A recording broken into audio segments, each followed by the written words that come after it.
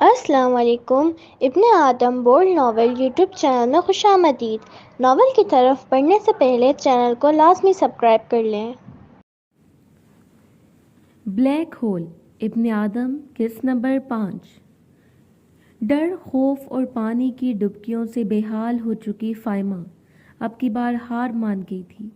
وہ زور سے آنکھیں بند کیے ہوئے بے سود لیٹ گئی۔ اس کا جسم اب کوئی حرکت نہیں کر رہا تھا کہ اچانک اسے رستم خود سے ہٹتا ہوا محسوس ہوا۔ میرے واپس آنے تک تمہارے بدن پر مجھے کوئی کپڑا نظر نہیں آنا چاہیے لڑکی۔ وہ کسی کام سے کمرے سے باہر نکلا تھا، شاید وہ کوئی پروٹیکشن لانا بھول گیا تھا۔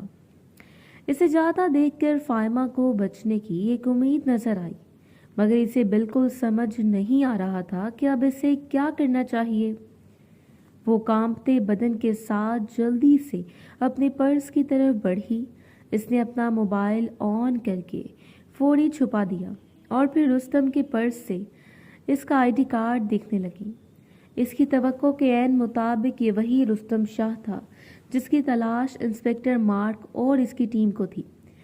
فائمہ ڈاگ وسل ہاتھ میں چھپا کر مناسب وقت کا انتظار کرنے لگی۔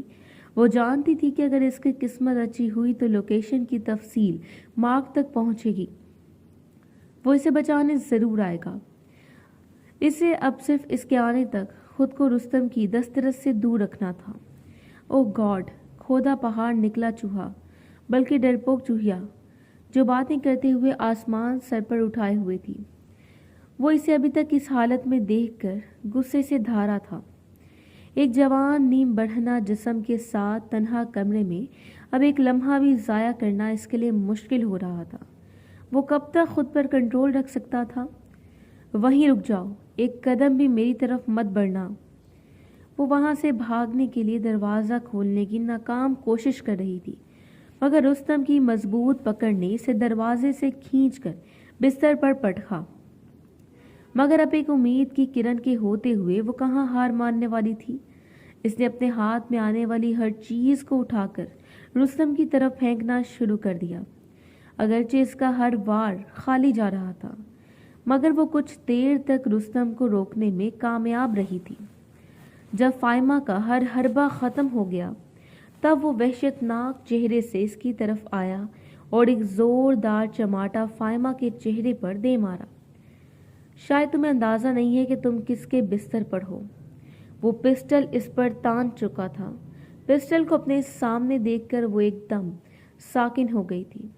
تمہیں میری بات سمجھ نہیں آ رہی کیا؟ رستم شاہ کے لیے کسی کی جان لینا اس کے بائیں ہاتھ کی چٹکی کا کام ہے۔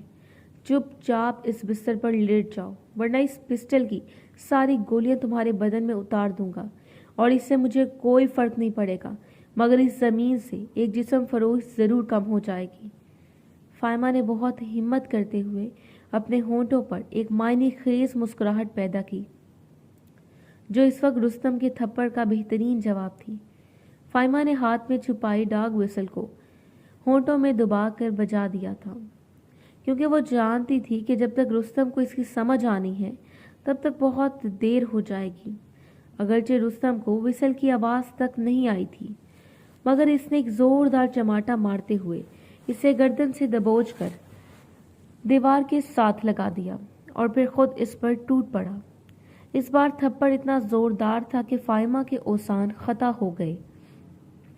رستم کے ہاتھ فائمہ کی گردن سے اس کے سینے تک پہنچے تھے۔ وہ فاتحانہ نظروں سے اس کے سینے پر اپنے ہاتھوں کی زور آزمائی کر رہا تھا۔ فائمہ کے چہرے پر اس کے ہاتھ کی انگلیاں سخت تھیں اور تھپڑ کی تپش اب تک نکل رہی تھی۔ وہ یہی حال اس کے سینے کا کر رہا تھا۔ وہ درد کی شدت سے کراہ رہی تھی کہ ایک جھٹکے سے دروازہ کھلا اور ہاتھوں میں بندوقیں لیے چند نوجوان کمرے میں داخل ہو گئے، جن کو دیکھ کر رستم ہکا بکا رہ گیا تھا۔ انسپکٹر مارک اپنی ٹیم کے ساتھ وہاں پہنچ چکا تھا۔ فائمہ کے موبائل کی لوکیشن مارک کو یہاں تک لائی تھی، اور فائمہ کی طرف سے دیے گئے ڈاگ وسل کی کنفرمیشن سگنل نے مارک کو کنفرم کر دیا تھا کہ یہی ان کا ٹارگٹ ہے۔ مارک نے کمرے میں آتے ہی فائمہ کو بدن ڈھانپنے کے لیے ایک چادر دی۔ وہ کچھ ہی دیر میں رستم شاہ کو گرفتار کر کے اپنے ساتھ لے گئے۔